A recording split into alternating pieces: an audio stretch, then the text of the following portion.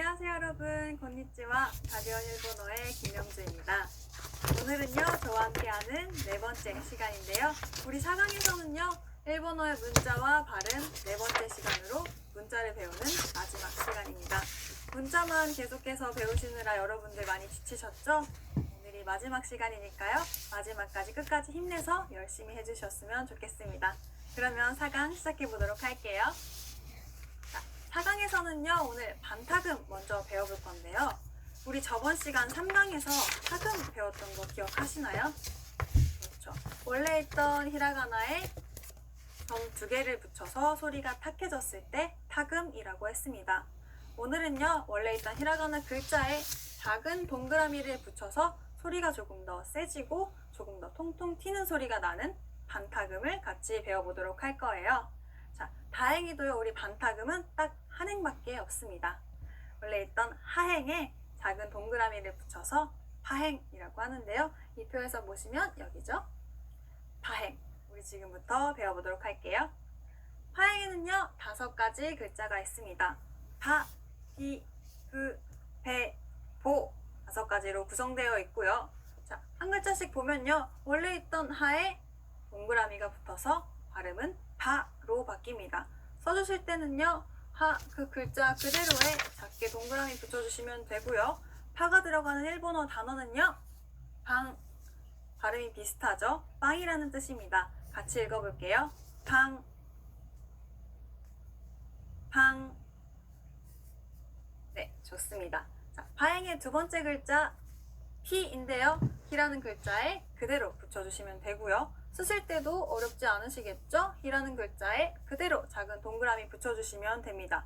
자, 피가 들어가는 일본어 단어에는요 엔피츠, 연필이라고 하는 단어가 있습니다. 같이 읽어볼게요. 엔피츠, 연필, 엔피츠. 네, 좋습니다. 자, 이번에는요 그렇죠. 후라는 글자에 동그라미 붙였습니다. 발음은 그렇죠. 푸가 되는데요. 써주실 때도요. 후라는 글자에 그대로 붙여주시면 됩니다. 자, 푸가 들어가는 단어에는 뭐가 있을까요? 기프, 표, 티켓이라는 뜻의 단어인데요. 같이 읽어볼게요. 기프, 기프. 네, 좋습니다. 자, 그 다음 해라는 글자에 동그라미가 붙었습니다. 발음은 배로 바뀌고요. 써주실 때도 해 글자 그대로에 붙여주시면 되겠죠. 자, 배가 들어가는 일본어 단어에는요.北京, 베이징, 북경이라는 뜻인데요. 같이 해볼게요.北京,北京. 네, 좋습니다. 자, 파행의 마지막 글자입니다. 자, 동그라미가 없으면 보라고 발음하는데요. 동그라미가 붙어있기 때문에 보라고 발음합니다. 써주실 때는요. 어렵지 않게 보에 붙여주시면 되고요. 자, 보가 들어가는 일본어 단어 산보, 산책이라는 단어가 있습니다. 같이 해볼게요. 산보, 산보. 네, 좋습니다. 우리 이렇게 원래 있던 글자에 작은 동그라미를 붙여서 발음이 조금 세지는 파피푸페포 반타금까지 배워봤습니다. 이번에는요 요음인데요. 요음은요 우리 처음에 히라가나 50음보 표할 때 단과 행 기억하시나요? 기억하실 거라고 믿고요. 자, 모음으로 구분했을 때는요 세로로 단이라고 구분했었고요. 자음으로 구분하는 걸 행이라고 했었습니다. 그래서 우리는 이 요음을 만들 때 2단 이모음이 들어가는 이 글자들의 뒤에 야, 유, 요를 작게 붙여줄 건데요. 작게 붙여주는 걸 요음이라고 합니다. 자, 예를 들어서요. 이 글자를 봤을 때 키, 야 이렇게 따로 써있죠. 크기가 같았으면요. 히, 야 라고 이음절로 발음합니다. 하지만 야를 작게 요음으로 썼을 때는요. 이걸 한 글자로 봐서 야 한 음절로 발음합니다. 자, 하나 더 예를 들어볼게요.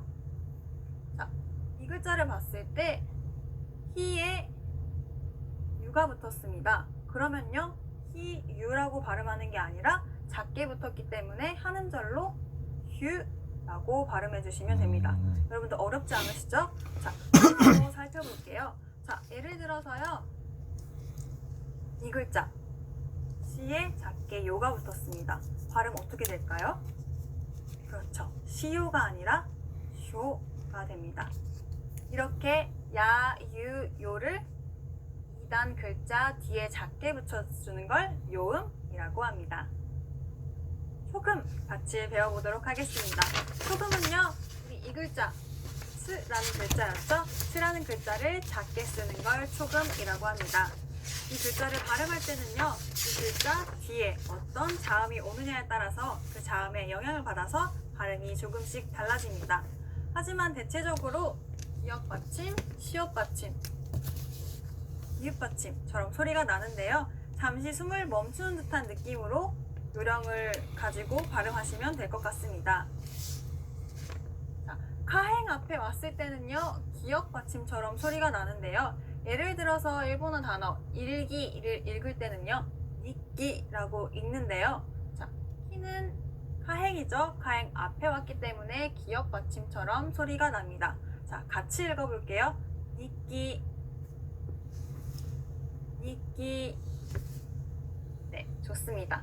그 다음은요, 사행과 타행 앞에 왔을 때는 시옷 받침처럼 소리가 납니다. 자, 단어로 살펴보면요, 한 살이라고 일본어로 말할 때는 이사이라고 하는데요.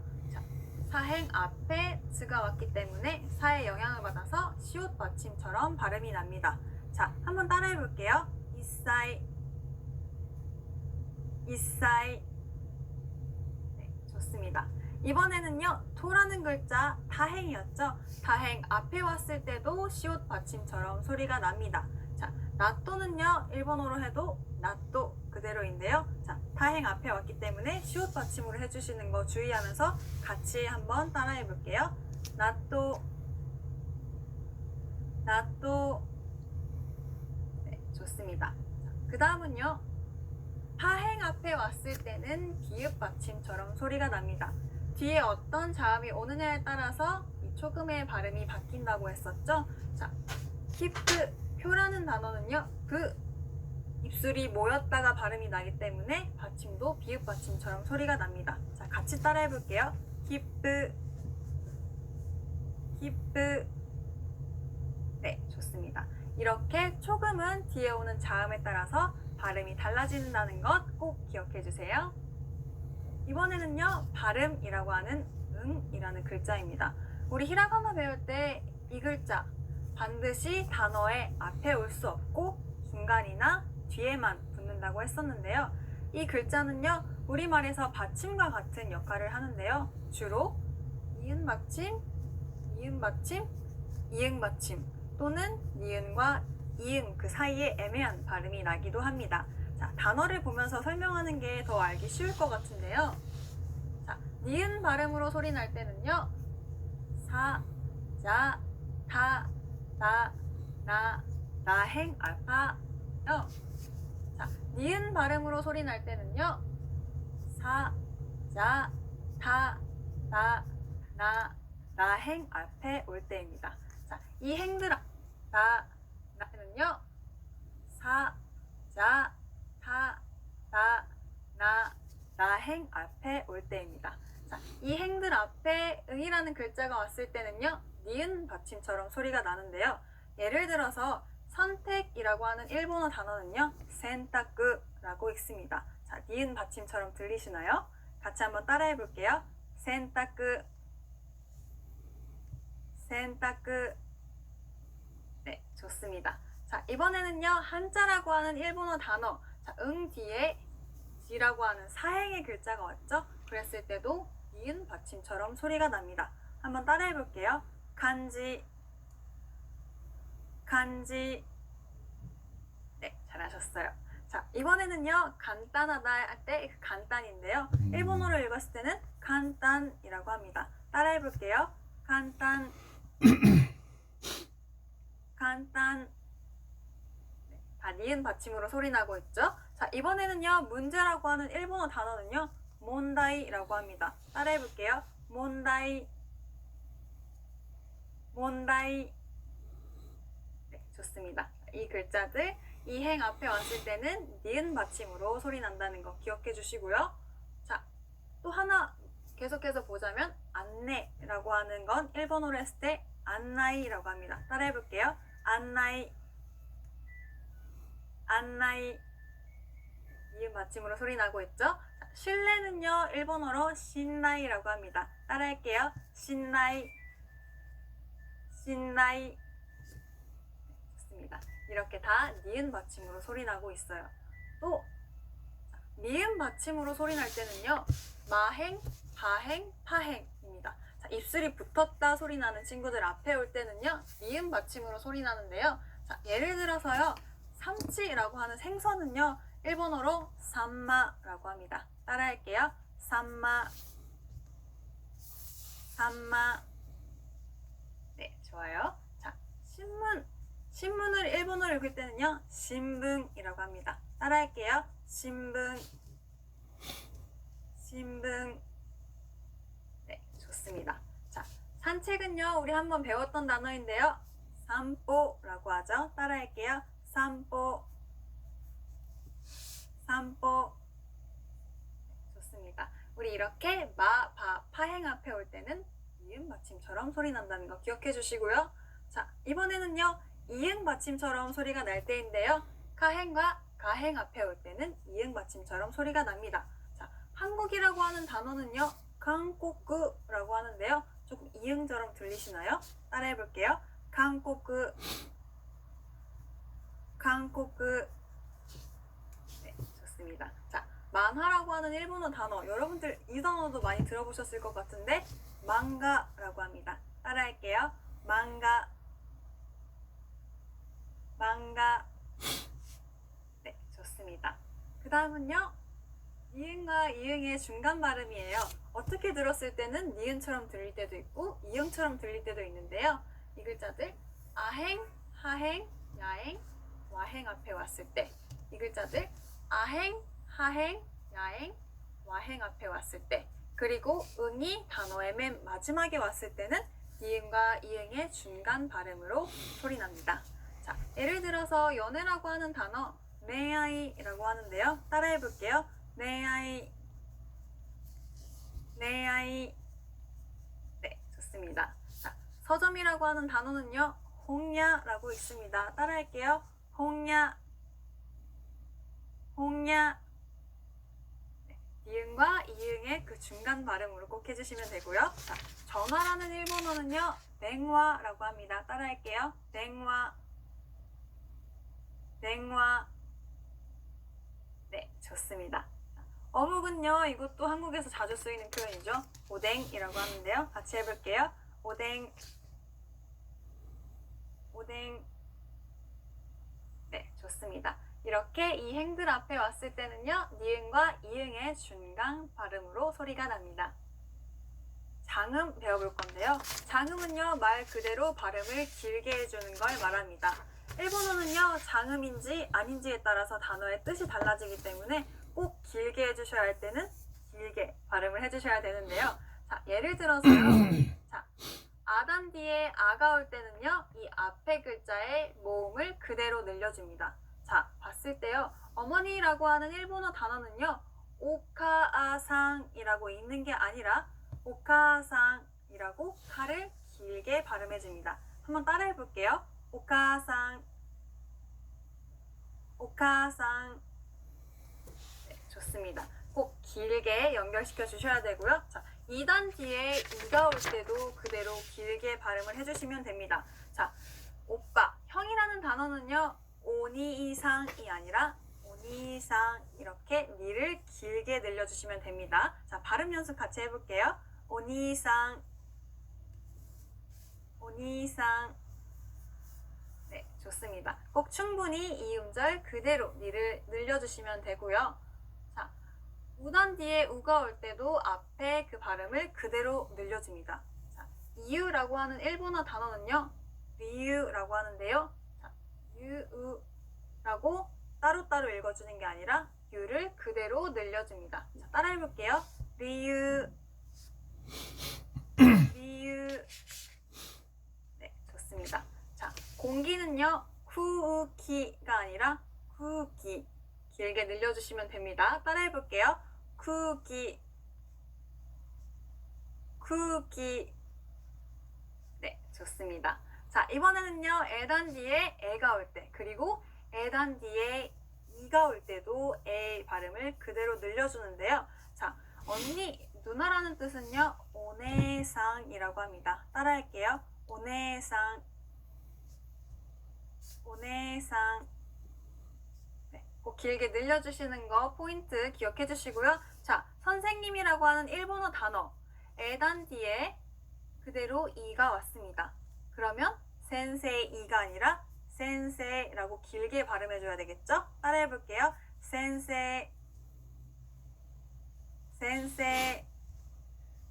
네, 정말 잘하셨습니다. 자, 그 다음 5단 뒤에 오가 왔을 때도 똑같이 길게 발음해 주시고요. 5단 뒤에 우가 왔을 때도 오 발음을 그대로 길게 늘려주면 됩니다. 자, 얼음이라는 단어 일본어로 코리라고 합니다.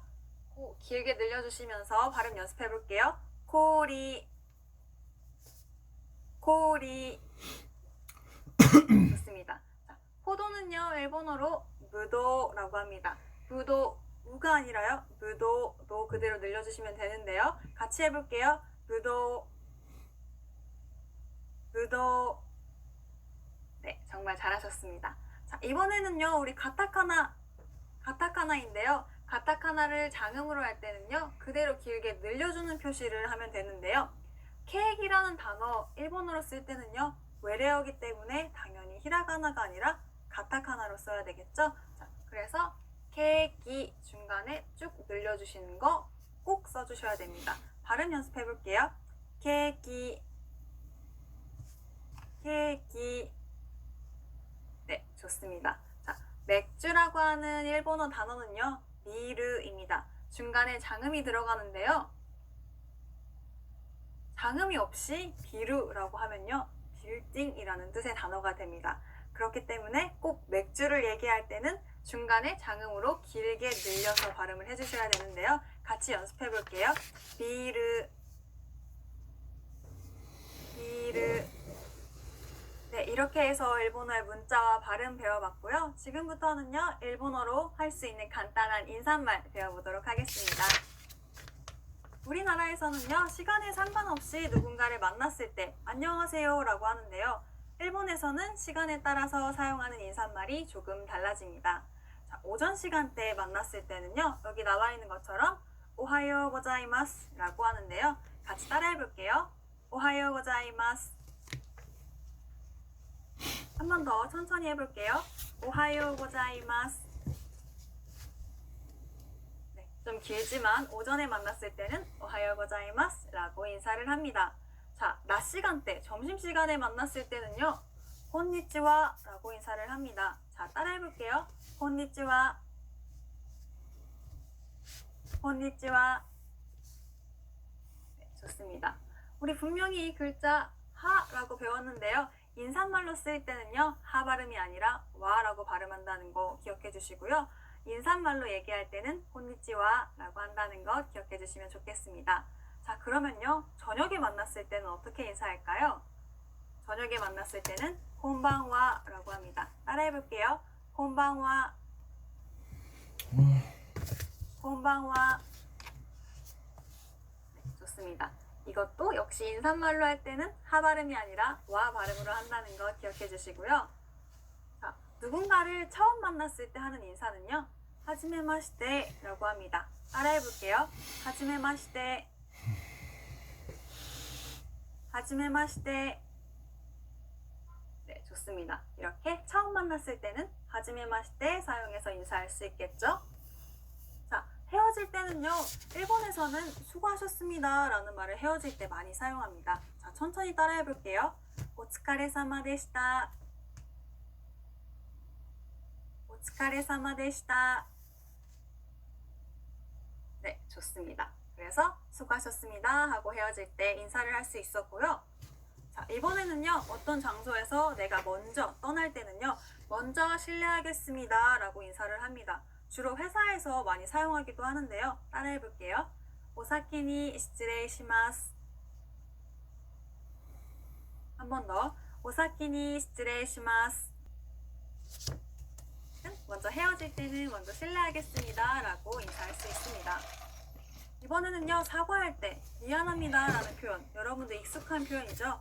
스미마생 이라고 하는데요. 따라해 볼게요. 스미마생, 스미마생. 네, 좋습니다. 자, 다음은요, 감사 인사를 전할 때는 여러분들 다 아시는 표현이죠. 아리가또 고자이마스 라고 합니다. 천천히 따라해 볼게요. 아리가또 고자이마스. 한 번 더. 아리가또 고자이마스. 네, 좋습니다. 우리 이렇게 해서요, 4강에서는요, 일본어 발음과 문자 다 끝까지 배워봤고요. 간단한 인사말까지 배워봤습니다. 드디어 다음 5강에서는요, 우리 표현 같이 배워볼 테니까요. 5강도 기대해 주셨으면 좋겠습니다. 4강까지 여러분들 수고 많이 하셨고요. 다음 시간에 뵙겠습니다. 오스카레사마でした.